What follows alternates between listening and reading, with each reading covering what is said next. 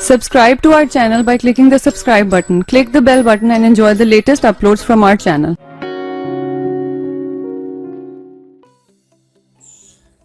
महात्मा गांधी। पिता का नाम करमचंद गांधी, जन्म 2 अक्टूबर 1869 में। माता पुतलीबाई। और गांधी जी के 4 पुत्र थे, हरिलाल, मणिलाल, रामदास, देवदास। और मृत्यु 30 अक्टूबर 1948 को हुई थी और पत्नी का नाम था कस्तूरबा गांधी। तो जानते हैं इनके बारे में और ज़्यादा तक डिटेल। तो 1869 में 2 अक्टूबर पोरबंदर कठियावाड़ गुजरात में इनका जन्म हुआ था। 1876 में प्राइमरी स्कूल में अध्ययन किया, कस्तूरबा से सगाई तथा राजकोट हाई स्कूल में अध्ययन किया। और 1883 में 13 साल की उम्र में कस्तूरबा से विवाह हुआ था। 1885 में 63 वर्ष की आयु में इनके पिता का निधन हो गया था। 1887 में मैट्रिक पास कर भावनगर में सामदास कॉलेज में प्रवेश किया, फिर एक सत्र कॉलेज छोड़ दिया। 1888 में प्रथम पुत्र का जन्म हुआ, वकालत पढ़ने इंग्लैंड रवाना हुए। 1891 में वकालत पढ़ाई पूरी कर देश लौटे। माता पुतलीबाई का निधन हो चुका था। मुंबई में तथा राजकोट में वकालत की। 1893 में भारतीय मुस्लिमों द्वारा एक व्यवसाय संघ की मांग पर केस लड़ते दक्षिण अफ्रीका के ट्रांसवाल की राजधानी प्रिटोरिया पहुंचे। वहां उन्हें सभी प्रकार के रंग भेद का सामना करना पड़ा और 1894 में रंग भेद का सामना करते रहे। वहीं रहकर समाज कार्य और वकालत करने का फैसला किया। नेटाल इंडियन कांग्रेस की स्थापना की। 1896 में इन्होंने 6 महीने के लिए भारत छोड़ा और पत्नी तथा 2 बच्चों को नेटाल ले गए। 1899 में ब्रिटिश सेना के लिए बोअर युद्ध में भारतीय एम्बुलेंस सेवा की और 1901 में सपरिवार स्वदेश रवाना हुए और दक्षिण अफ्रीका में बसे। भारतीयों को आश्वासन दिया कि वे जब भी आवश्यकता महसूस करेंगे वापस लौट आएंगे।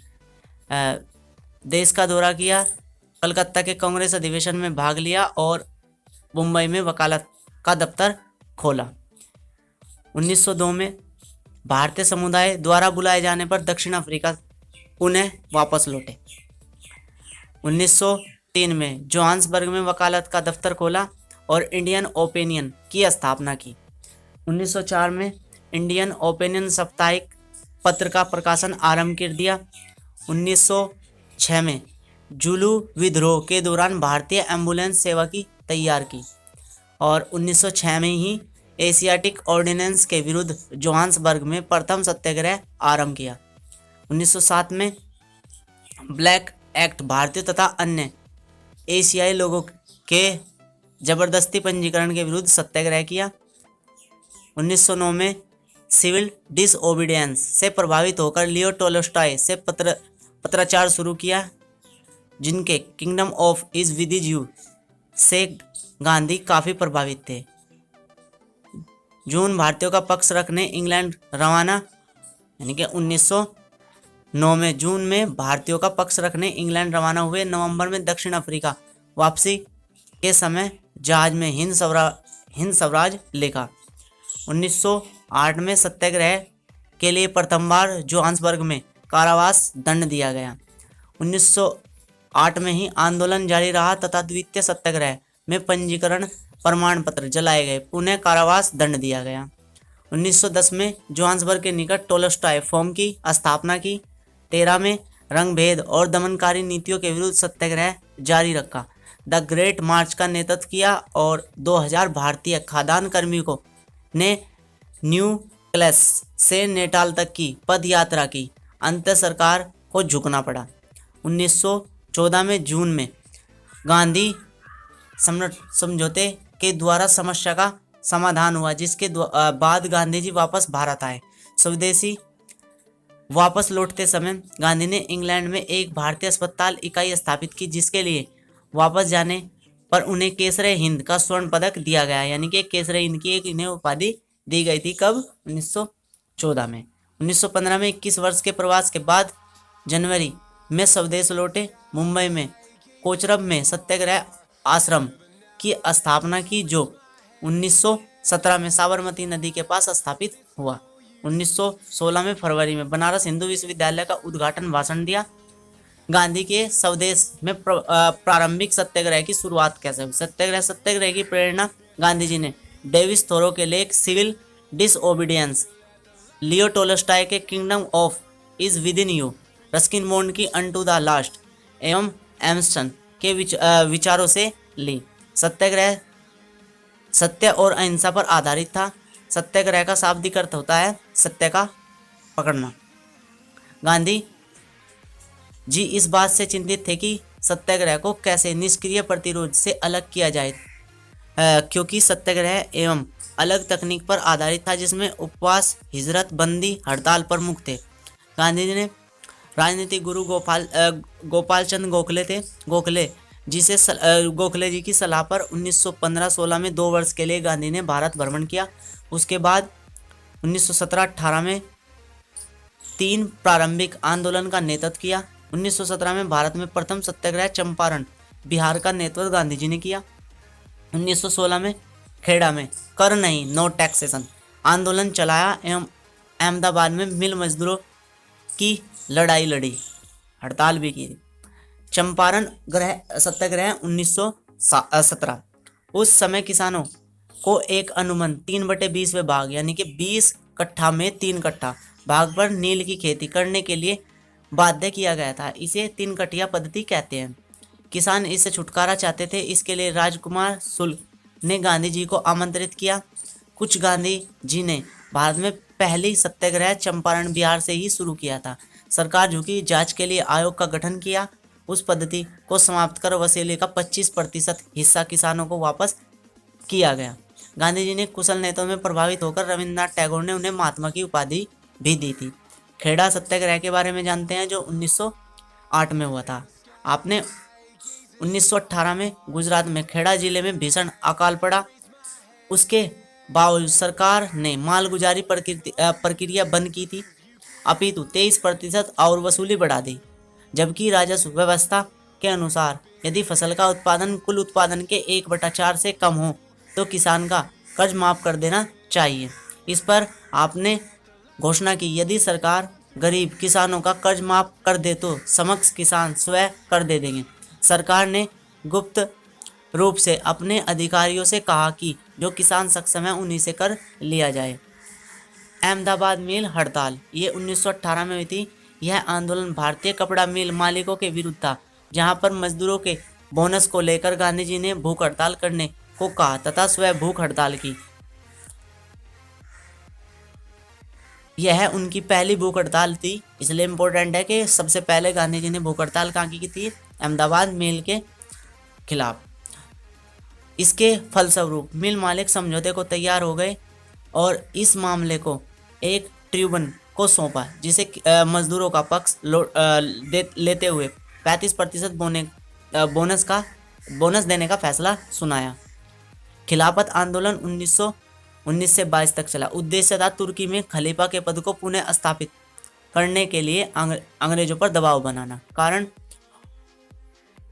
ओटोमन तुर्क साम्राज्य की प्रथम विश्व युद्ध में हार के कारण मुसलमानों का नाराज होना।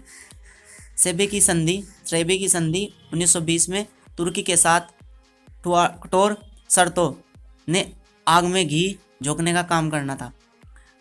अंग्रेजों द्वारा मुसलमान के विरुद्ध उकसाए जाने से अरब में विद्रोह हुआ, जिससे भारत में मुसलमानों की भावना आहत हुई। प्रथम विश्व युद्ध की समाप्ति के बाद ब्रिटिश सरकार ने तुर्की साम्राज्य का विघटन करने का निश्चय किया।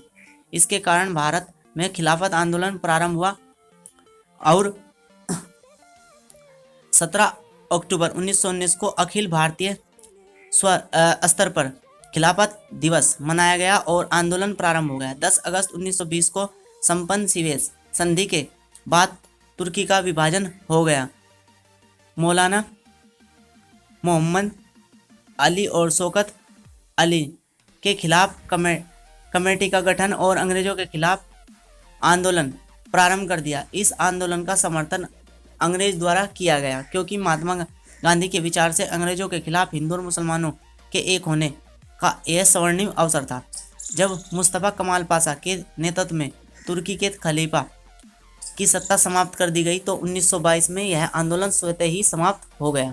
असहयोग आंदोलन 1920 से 22 में चला था। गांधी के रोलेक्ट एक्ट और मॉन्टेग्यू चेम्सफोर्ड सुधार में बड़ा आघात लगा। मुसलमानों ने भी खिलाफत कमेटी का गठन कर खिलाफत आंदोलन शुरू किया। गांधी ने अंग्रेजों के खिलाफ असहयोग आंदोलन चलाने का निश्चय किया। उद्देश्य ब्रिटिश सरकार की राजनीतिक, आर्थिक एवं सामाजिक संस्था का बहिष्कार करना और शासन की मशीनरी को बिल्कुल ठप करना था। शुरुआत 1920 में राष्ट्रीय कांग्रेस के कलकत्ता अधिवेशन के बाद में दिसंबर 1920 में कांग्रेस के नागपुर अधिवेशन में इस निर्णय को स्वीकृत किया गया। जनवरी 1921 में कांग्रेस द्वारा गांधी के नेतृत्व में ईमानदारी पूर्वक असहयोग आंदोलन प्रारंभ किया गया। अब असहयोग को सफल बनाने हेतु किए गए प्रयास देखते हैं। महात्मा गांधी ने क्या क्या प्रयास किए? सरकारी उपाधियों, वैतनिक और अवैतनिक पदों का त्याग, सरकारी उत्सवों अथवा दरबारों में सम्मिलित न होना, सरकारी एवं अर्ध सरकारी स्कूलों का त्याग, 1921 में अधिनियम के अंतर्गत होने वाले चुनाव का बहिष्कार, सरकारी आंदोलन का बहिष्कार, विदेशी माल का बहिष्कार। गांधी ने पत्र द्वारा वायसराय लॉर्ड रेडिंग को सूचित किया, यदि सरकार ने अपना रवैया न बदला तो शीघ्र ही कर न देने का आंदोलन चलाया जाएगा। आंदोलन समाप्ति एवं उसका कारण। गांधी ने कहा था आंदोलन पूरी तरह अहिंसक होना चाहिए, किंतु फरवरी 1922 में चोरा चोरी कांड की वजह से इसे स्थगित कर दिया गया। चोरा चोरी कांड क्या है? 4 फरवरी 1922 में चोरा चोरी उत्तर प्रदेश में गोरखपुर के पास एक कस्बा है। यहाँ 4 फरवरी 1922 में भारतीय आंदोलनकारियों ने ब्रिटिश सरकार की एक पुलिस चौकी को आग लगा दी, जिसमें छुपे हुए 22 पुलिसकर्मी जिंदा जल गए। इस घटना को चोरी चोरा कांड के नाम से जाना जाता है। 1919 रोलेक्ट बिल पास हुआ, जिसमें भारतीयों के आम अधिकार छीन लिए गए। विरोध में उन्होंने पहला अखिल भारतीय सत्याग्रह छेड़ा। राष्ट्रव्यापी हड़ताल का आह्वान भी सफल हुआ। अंग्रेजी साप्ताहिक पत्र यंग इंडिया एवं गुजराती साप्ताहिक नवजीवन के संपादक का पद ग्रहण किया। 1920 में Akhil Bharatiya home rule league के अध्यक्ष निर्वाचित हुए। केसर हिंद पदक लौटाया और द्वितीय राष्ट्रव्यापी सत्याग्रह आंदोलन का आरंभ किया। 1921 में मुंबई में स्वदेशी वस्त्रों की होली जलाई। सांप्रदायिक हिंसा के विरुद्ध मुंबई में 5 दिन का उपवास एवं व्यापक अवज्ञा आंदोलन प्रारंभ किया। 1922 में चोरी चोरा की हिंसक घटना के बाद जन आंदोलन स्थगित हुआ। उन पर राजद्रोह का मुकदमा चलाया गया तथा उन्हें स्वयं को दोषी स्वीकार किया, जब ब्रह्मफ्रेड द्वारा 6 वर्ष कारावास का दंड दिया गया। जज ब्रह्मफ्रेड द्वारा इसे 6 वर्ष का कारावास दिया गया था। 1923 दक्षिण अफ्रीका में सत्याग्रह पुस्तक तथा आत्मकथा के कुछ अंश कारावास के दौरान लिखे। 1924 में सांप्रदायिक एकता के लिए 21 दिन का उपवास रखा। बेलगांव कांग्रेस अधिवेशन के अध्यक्ष चुने गए। 1925 में 1 वर्ष के राजनीतिक मौन का निर्णय लिया। 1928 में कलकत्ता कांग्रेस अधिवेशन में भाग लिया एवं पूर्ण स्वराज्य का आह्वान किया। 1929 में लाहौर कांग्रेस अधिवेशन में 26 जनवरी को स्वतंत्रता दिवस घोषित किया। पूर्ण स्वराज्य के लिए राष्ट्रव्यापी सत्याग्रह आंदोलन का आह्वान किया। 1930 में ऐतिहासिक नमक सत्याग्रह, साबरमती से दांडी तक की यात्रा का नेतृत्व किया। सिविल अवज्ञा आंदोलन शुरू किया। 1931 में गांधी इरविन समझौता, द्वितीय गोलमेज परिषद के लिए इंग्लैंड यात्रा, वापसी में महान दार्शनिक रोमो रोला से भेंट की। Simon commission 1927। 1919 में भारत शासन अधिनियम की समीक्षा के लिए इस आयोग का गठन किया गया था। अध्यक्ष था सर जॉन साइमन। इसका भारत में पूर्ण रूप से बहुत ज़्यादा विरोध किया गया था। विरोध का कारण क्या था? इस आयोग ने एक भी भारतीय नहीं था, इसलिए भारतीयों को लगता था कि इसकी रिपोर्ट में पक्षपात होगा और अंग्रेजों के हितों का ध्यान रखा जाएगा, इसलिए इसे श्वेत कमीशन भी कहते थे। बहिष्कार का निर्णय कांग्रेस के मद्रास अधिवेशन 1927 में M.A. अंसारी की अध्यक्षता में लिया गया। भारत आगमन 3 फरवरी 1928 को साइमन कमीशन मुंबई पहुंचा। साइमन कमीशन से जुड़े कुछ और तथ्य जानते हैं। जब लाहौर लाठीचार्ज में लाला लाजपत राय घायल हुए तो उन्होंने कहा था, मेरे ऊपर लाठियों से पड़ा एक एक वार अंग्रेजों की ताबूत की आखिरी कील साबित होगा। 1928 से 29 के बीच साइमन 2 बार भारत आया और मई 1930 में अपनी रिपोर्ट प्रस्तुत की, जिस पर लंदन में आयोजित गोलमेज सम्मेलन पर विचार होना था। साइमन कमीशन की प्रमुख सिफारिश क्या थी, उनके बारे में जानते हैं। प्रांतों में दोहरा शासन समाप्त करके प्रांतों में उत्तरदायी शासन स्थापित किया जाए। केंद्रीय शासन में किसी प्रकार का परिवर्तन नहीं किया जाए। भारत के लिए संघीय शासन की स्थापना की जाए। उच्च न्यायालय को भारतीय सरकार के अधीन किया जाए। अल्पसंख्यक के हितों के लिए गवर्नर जनरल एवं गवर्नर को विशेष शक्तियां प्राप्त हो। प्रांतीय विधानमंडलों के सदस्यों की संख्या में वृद्धि कर दी जाए। संघ की स्थापना से पहले भारत में एक बृहत्तम भारतीय परिषद की स्थापना की जाए। वर्मा को ब्रिटिश समाज से अलग किया जाए। अखिल भारतीय संघ के विचारों को न माना जाए। प्रत्येक 10 वर्ष के पश्चात भारत की संवैधानिक प्रगति की जांच को समाप्त कर दिया जाए तथा ऐसा नवीन लचीला संविधान बनाया जाए जो स्वतः विकसित होता रहे। नेहरू रिपोर्ट के बारे में जानते हैं। साइमन कमीशन की नियुक्ति के विरोध में दिल्ली में 12 फरवरी 1928 को एक सर्वदलीय सम्मेलन हुआ, जिसमें 29 संगठनों के प्रतिनिधियों ने भाग लिया था। भारत के सचिव बर्कहेड ने राष्ट्र नेतृत्व का एक ऐसा संविधान बनाने की चुनौती दी जिसे सभी ने स्वीकार करे।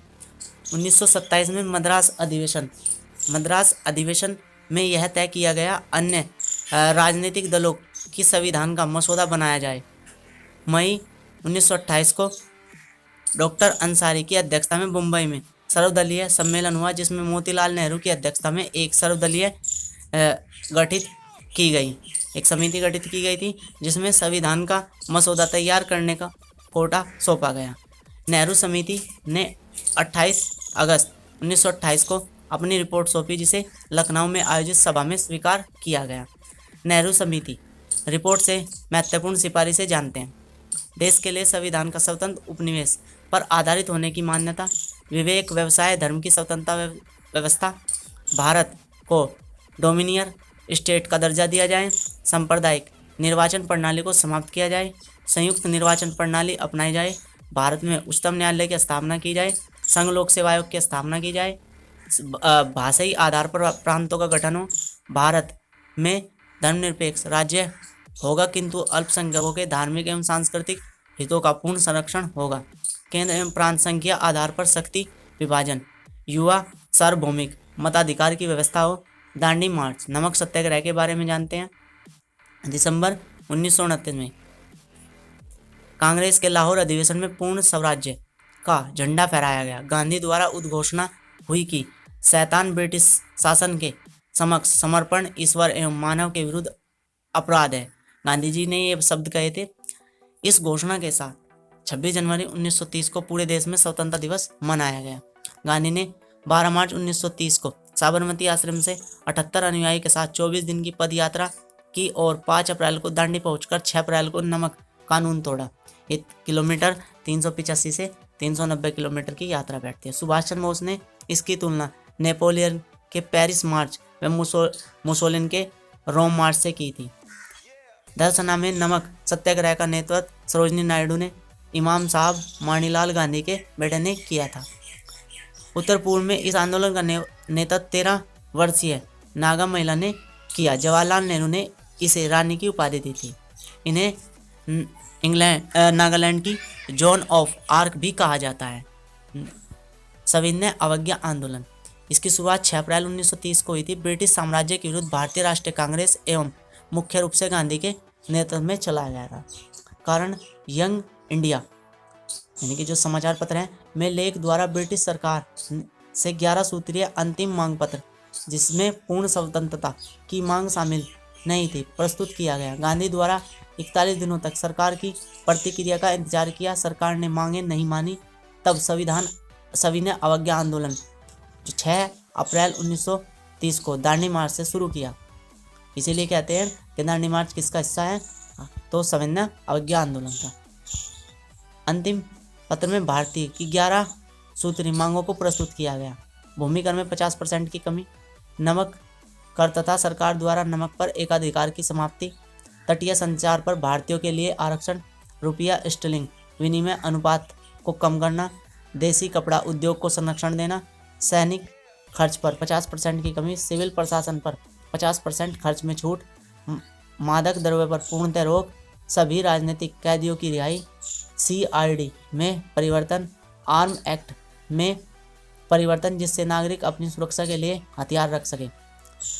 प्रथम 2 मांग किसानों की मांग थी, संख्या 3 में से 5 तक बर्जुआ प्रकृति की मांगे थी, जबकि अंतिम 6 मांग भारत की आम जनता द्वारा की गई थी।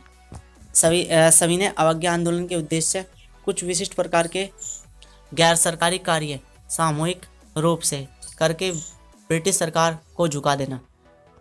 प्रभाव, ब्रिटिश सरकार ने आंदोलन को दबाव के लिए सख्त कदम उठाए और गांधी जी समेत अनेक नेताओं को जेल में डाल दिया गया।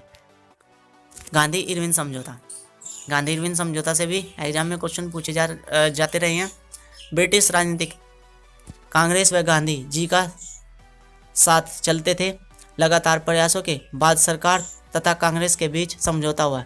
इसके परिणाम स्वरूप गांधी जी तथा गवर्नर जनरल लॉर्ड इरविन द्वारा मार्च 1931 में एक समझौता पत्र पर हस्ताक्षर किए गए, जिसे गांधी इरविन समझौता कहते हैं। गांधी इरविन समझौते का उद्देश्य, इसके तहत कांग्रेस की ओर से ब्रिटिश गोलमेज सम्मेलन में भाग लिया गांधी जी ने। सभी ने अवज्ञा आंदोलन बंद करने की एवं पुलिस जाति पर जांच के लिए दबाव नहीं देने की बात मान ली गई। सरकार की ओर से सभी अध्यादेशों की वापसी तथा अभियोगों की समाप्ति, हिंसा के दोषी राजनीतिक कैदियों को छोड़कर अन्य सभी राजनीतिक कैदियों की रिहाई आदि बातें मान ली गई। द्वितीय गोलमेज सम्मेलन, गांधी जी द्वारा लंदन में द्वितीय गोलमेज सम्मेलन में कांग्रेस के सदस्य के रूप में भाग लिया गया। पहले मैं बता दूं आपको 3 गोलमेज सम्मेलन हुए थे, 1930, 31, 32। तीनों में भीमराव अम्बेडकर ने भाग लिया था, लेकिन कांग्रेस की ओर से दूसरे अधिवेशन में गांधी जी ने भाग लिया था। तो ये सारे के सारे जो गोलमेज सम्मेलन हुए थे लंदन में हुए थे। इसमें गोलमेज सम्मेलन में कांग्रेस के सदस्य के रूप में भाग लिया, लेकिन सांप्रदायिक सदस्य के विवाद के कारण असफल रहा तथा सरकार द्वारा दमनकारी नीतियों को फिर से लागू करने के कारण जनवरी 1932 में सभी ने अवज्ञा आंदोलन को पुनः शुरुआत कर दी गई। 32 में यरवदा जेल में अस्पृश्यता यानी कि छुआछूत के लिए अलग चुनावी क्षेत्र के विरोध में उपवास रखा। यरवदा फैक्ट को ब्रिटिश अनुमोदन तथा गुरुदेव की उपस्थिति में उपवास तोड़ा। 1933 में साप्ताहिक पत्र हरिजन आरंभ किया। साबरमती तट पर बने सत्याग्रह आश्रम का नाम बदलकर हरिजन आश्रम कर दिया गया। उन्हें हमेशा के लिए छोड़कर देशव्यापी छुआछूत या अस्पृश्यता विरोधी आंदोलन छेड़ा। 1934 में अखिल भारतीय ग्रामोद्योग संघ की स्थापना की। 1936 में वर्धा के निकट गांव का चयन, जो बाद में सेवाग्राम आश्रम बना। 1937 में अस्पृश्यता निवारण अधिनियम अभियान के दौरान दक्षिण भारत की यात्रा की। 1938 में बादशाह खान के साथ NWFP का दौरा किया। 1940 में व्यक्तिगत सत्याग्रह की घोषणा की और विनोबा भावे को उन्होंने अपना व्यक्तिगत सत्याग्रही चुना। 1942 में हरिजन पत्रिका का 15 महीने बाद पुनः प्रकाशन हुआ और क्रिप्स मिशन की असफलता। भारत छोड़ो आंदोलन, क्विट इंडिया मूवमेंट।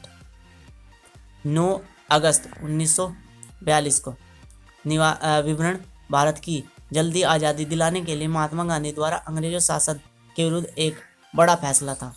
इसमें इन्होंने एक नारा भी दिया था, करो या मरो, डू और डाई। परिणाम, यह आंदोलन भारत को स्वतंत्रता भले न करवा पाया हो, लेकिन इसका दूरगामी सुखदायी रहा। इसके लिए भारत की स्वाधीनता के लिए किए जाने वाला अंतिम महाप्रयास कहा गया है। 1944 में 22 फरवरी को आगा खां महल में कस्तूरबा का 62 वर्ष के विवाहित जीवन के पश्चात 74 वर्ष की आयु में निधन। 1946 में ब्रिटिश कैबिनेट मिशन में भेंट पूर्वी बंगाल के 49 गांवों की शांति यात्रा, जहां सांप्रदायिक दंगों की आग भड़की हुई थी। 1947 में सांप्रदायिक शांति के लिए बिहार यात्रा। नई दिल्ली में लॉर्ड माउंटबेटन तथा जिन्ना से भेंट हुई। देश विभाजन का विरोध। देश के स्वाधीनता दिवस 15 अगस्त 1947 को सफलता। कलकत्ता में दंगे शांत कराने के लिए उपवास तथा प्रार्थना की। गांधी जी ने लोगों से हमेशा परेशान रहते थे। गांधी जी 2 लोगों से हमेशा परेशान रहते थे, मोहम्मद अली जिन्ना और अपने बेटे हरिलाल से। मोहम्मद अली, जिन्हें असहयोग आंदोलन में सबसे पहले गिरफ्तार किया गया था, तेग बहादुर सुप्रो और M.R. जफर की सहायता से गांधी इरविन समझौता हो पाया था। भारत छोड़ो आंदोलन के समय गांधी सहित अन्य नेताओं को गिरफ्तार करने की योजना में ब्रिटिश सरकार ने ऑपरेशन जीरो ऑर्स नाम दिया था। गांधी जी की आत्मकथा my experiment with truth Gujarati भाषा में लिखी गई है। गोलमेज सम्मेलन, साइमन कमीशन की रिपोर्ट पर विचार करने के लिए 12 नवंबर 1930 को लंदन में गोलमेज सम्मेलन का हुआ, जिसमें 89 सदस्यों ने भाग लिया, किंतु कांग्रेस ने नहीं। द्वितीय गोलमेज सम्मेलन 84 दिन एवं तृतीय गोलमेज सम्मेलन 37 दिन तक चला। भीमराव अंबेडकर ही भारत के एक ऐसे व्यक्ति थे जिन्होंने तीनों गोलमेज सम्मेलन में भाग लिया। मैं पहले ही बता चुका हूँ। द्वितीय गोलमेज सम्मेलन में कांग्रेस की ओर से गांधी जी ने भाग लिया। ऐसे ही धोती में चले गए और वहां पहुंचते चर्चिल ने उन पर कहा कि गांधी जी को कहा कि अर्धनंग फकीर कहा। कुछ समय बाद ही गांधी जी ने दलितों को संविधान में दिए जाने वाले कोटे का विरोध किया। तब फंक ने गांधी को देशद्रोही कहा। गांधी जी पहले राष्ट्रीय कांग्रेसी थे जिन्होंने द्वितीय गोलमेज सम्मेलन में 1931 में भाग लिया था और 1921 में कांग्रेस पार्टी अपनाई। 1948 में जीवन का अंतिम उपवास 13 जनवरी से 5 दिन तक दिल्ली के बिड़ला हाउस में देश में फैले सांप्रदायिक हिंसा के विरोध में। 20 जनवरी 1948 को बिड़ला हाउस में प्रार्थना में विस्फोट। 30 जनवरी को नथुराम गोडसे द्वारा शाम की प्रार्थना के लिए जाते समय बिड़ला हाउस में गांधी जी को गोली मारकर हत्या कर दी थी। गांधी जी की मृत्यु पर उन्हें कंधा देने वाले मुस्लिम अब्दुल कलाम आजाद, जो भारत के पहले शिक्षा मंत्री थे। शहीद दिवस 30 जनवरी को गांधी जी की पुण्यतिथि पर मनाया जाता है। गांधी जी की समाधि यमुना नदी के किनारे नई दिल्ली में राजघाट नामक स्थान पर स्थित है, जिसका चबूतरा काले संगमरमर से बना है। गांधी जी का जन्मदिन 2 अक्टूबर को गांधी जयंती के रूप में मनाया जाता है, परंतु पूरे विश्व में अंतर्राष्ट्रीय अहिंसा दिवस के रूप में मनाया जाता है। गांधी जी को महात्मा और बापू के नाम से भी जाना जाता है। महात्मा शब्द संस्कृत भाषा का है तथा बापू शब्द गुजराती भाषा का है। गांधी को महात्मा की उपाधि रविन्द्रनाथ टैगोर ने तथा राष्ट्रपिता सुभाष चंद्र बोस ने कहा था। ये पंसारी जाति से थे। गांधी जी जब इंग्लैंड गए तब उस जहाज का नाम MS राजपूताना था, उससे वह इंग्लैंड गए थे। थैंक यू गाइस, सुनने के लिए बहुत बहुत।